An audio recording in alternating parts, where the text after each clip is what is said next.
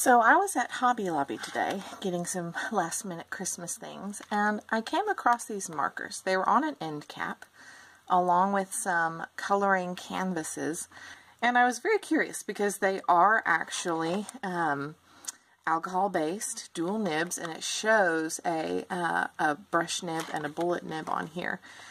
So I'm really curious to see what's in this box. It's hashtag coloring, which makes it a little difficult to find online, funnily enough, but I did find it. That helps a little bit. ACMI, Creative Materials Institute Center, Art Supply Enterprises. I don't have much more to go on other than that. But 5 markers for $11.99, and they're all boxed up in color sets. So this is the C, 5C kind of blue-green colors, which, as you know, is like my favorite right now. But I'm really curious to see what these are like. The other sets, there were some pink and some other things like that. But let's take a look at what's inside the box. Alright, and at first glance, they're obviously a very, very simple barrel. There's this website, artalternatives.com.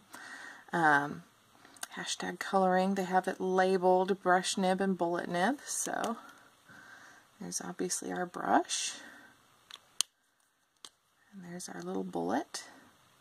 Not a chisel. So we've got a bullet and a brush. So we got 2 different fine tip. And it has a little band here that indicates the bullet end. They all have the little roll stop. So it's very much like the Copic chow in that. Let me get out one of the chows here. So they're very similar in that they've got that kind of, these are actually a thicker barrel, but they've got a little stop. I want to say that these actually have a better stop on them than the, yeah, a little bit better stop than the chows do. These actually feel heavier in the hand than these do. I'll be curious to see how the inks come out and how the brush works. So let's get a little experiment going here. So first, let's just get a sample here. Alright, well, first thing I can tell you is that they're stiffer than the Copics. I don't know if that's just because they need to be worked a little bit, but they're pretty solid. But this is the B2. It does lay on pretty nice, though. It has good coverage. B7. These do not correspond directly with the Copic charts. I can tell you that right now. There's B1. BG10. One of the reasons I know that this is not going to correspond directly is because BG10 is a very light color in the Copic family. Here is B14. Let's start. Let's see, that's pretty apparent. Let me get B05 is probably the closest. Yeah, that's pretty close. BG10, it's probably BG09 maybe?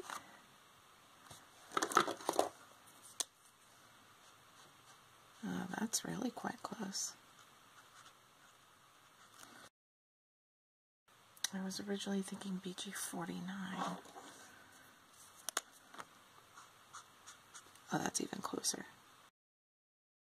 Then we have B1. Now, I don't have a blue as light as that. I have one that's closer to this. B00 looks pretty close to this B2. I'm going to go ahead and say that then.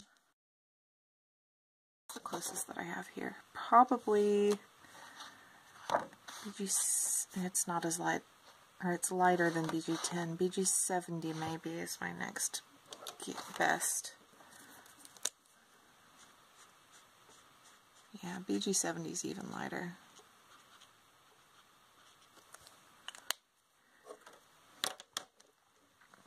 But I don't have anything, I mean, I don't think this is right. Yeah, that's a no. Then we've got the B7, which looks pretty close. Let's try B99. That's pretty close. So there's a good comparison of some of the Copic colors. This is obviously limited by my selection. There are going to be colors in, like for instance, probably in here that would match that just a little bit better. Somewhere in here would match this just a little bit better. But that's pretty close. That's enough to run on for a little comparison, and we'll see what happens next.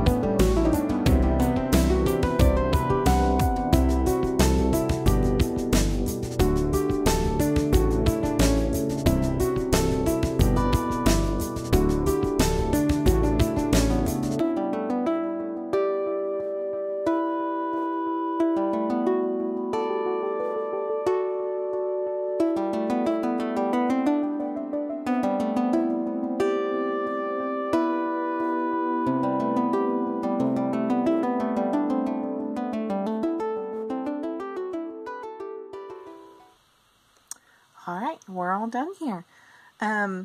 Just to be clear, this side is, so basically from this line upward and outward is the Copic side, and this side upward and outward is the hashtag coloring side. And overall, general impression here is that they are actually pretty good markers. I do have some complaints, but if you're looking for something to start you into the alcohol-based ink world, this is not a bad place to give it a shot, especially when you think about the costs involved. This is not a bad route to go to give it a try. Some observations I've made. First off, coverage and smoothness of the hashtag markers versus the Copics is pretty good. This is the hashtag side, and you can see you can get a nice flat and smooth layer, but you can also work in layers of colors to get some shading and things like that in there, much the same way that you can with Copics. This side here is Copics, and I just kind of feathered it a little bit, and that's my other observation, is that these are a little more difficult to work with if you're trying to get light, delicate lines. The nib stiffness is such that it makes it a little bit harder to get that light little feathering that I could get with the Copics over here. It wanted to give me blunt lines like this over here. And it may have been how I was handling them, but that was probably my primary complaint in working with those. Was just the nib stiffness was kind of hard to work with. But overall, ink saturation is really great. You can get a nice, good saturation of color on the page to where you get a nice, smooth finish, just depending on how you want to work with it. Blending is pretty good. I'm going to scoot this over. I have something here that I did where I just blended 2 of the colors from each of the lines. So this one is the B14 on the hashtag line with the B7 of the hashtag line. And then this is the B05 and B99 of the Copic line. And so obviously the colors themselves are slightly different, but overall you can see that you get a nice saturation. The blending goes really quite smoothly, just depending on how you work with it. And just to give you a visual on this, I'm just going to do a quick little line of these 2.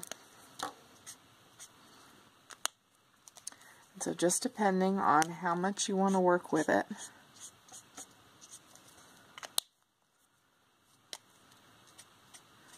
As far as how deep you want colors to get and things like that, you can get a nice line of good solid color with good smooth blending. If you're switching back and forth between these, one thing that I have noted that's a little confusing at first and a little bit annoying to some extent. I kind of wish that hashtag had taken a cue from Copic in doing this. The Copic line gives you on the brush tip end a little gray line. It's not on the other end. So whenever you pick up a Copic marker, whether it's a sketch or a chow, it'll have a little dark gray line over here on the end with the brush nib. And the other end, whatever's on the other end, so, well, I think it'll just be a chisel on both the sketch and the chow, does not have it. So when you pick up your marker, you know which end is the brush nib. If you're used to that, you would automatically turn to this end to pull it, but that's the bullet nib. They've got it backwards compared to the Copics, which is just a little on the annoying side and takes some mental rearranging. But if you're starting with these, it's not a problem, but if you transition from these to the Copics at some point, you'll have to mentally rearrange in order to be on the same page. But so, obviously, you can see that it goes on nice and smooth. It works really well to blend colors together. Something that I will observe as far as the nibs, this is what I was mentioning a moment ago, which made it difficult to get a good light flick of color like that. The stiffness of these, it doesn't quite want to give you a nice skinny little line. It wants to be a little bit more blunt like this. Because if you watch, if you look at it, it doesn't want to bend the whole nib. It only wants to bend the very tip. Whereas on my Copics, the bend goes almost all the way up the brush nib. So it works a little differently. But even so, despite that, I mean, you could call it a minor annoyance, or it could be a big deal thing for you, depending on what your priorities are. It's different to work with. That's what I'll say, is it's different to work with than the Copic, simply because of the brush tip nib. But if you are looking for something, again, to just test the waters and see if you like working with alcohol-based inks and brush tip markers, these are not a bad way to go. Now, again, as far as the nibs, something interesting is that the hashtag coloring markers do offer replacement nibs. So that is a big bonus over some other alcohol-based markers. I have not been able to get any word on whether the inks are refillable. I cannot find it on their website, And I asked on, I believe, Instagram and maybe on Facebook as well, but they did not have it, which is, well, not that they didn't have it, but they didn't reply to me. So I can't answer that as to whether or not they actually offer or are planning to offer refills on those. But they do offer replacement nibs, so we'll see. As far as cost comparison, these are the much cheaper option in the Getting Started run.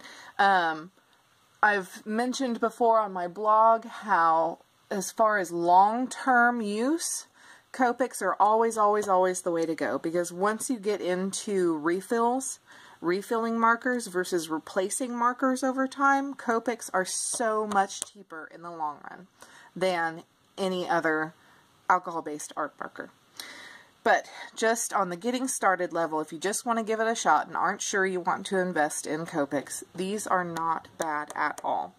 A Copic sketch will run you $7.99 retail. Depending on where you go, whether you can use coupons, etc., you can get them as low as $5.24. On occasion, I've managed to get them for like $4.80, but that's about the best you can bet to get for those. The Copic sketches, which is the Copic budget line, it is the same ink, same nib, etc. as these, just a different barrel. They are refillable, replaceable nibs, everything. Same nibs even as these. But these retail for, I believe, about $5.49, and you can get them as cheap as $3.59 depending on where you go. But these guys, surprise, surprise, like I said, they were $11.99 for the pack of 5. That comes down to $2.40 each, which is really fantastic for alcohol-based markers. They come in 25 colors, plus a blender is available. Each, the colors are all in packs of 5, which are Floral, Nature, Sea, which is this set that I got today, Basic, and Gray. And then you can get the blender separately for $5.99 is what they have on their website. These are available at Hobby Lobby. I don't know if they're available anywhere else or not. This is just where I've come across it. But final thoughts here. I did decide that these are actually pretty nice in the hand. I like the slightly thicker barrel than these have. They do feel pretty good when you're working with them. And something that they have over Chow's is that they have a nice clear end cap where you can read exactly what it is, and the end cap matches the color pretty well.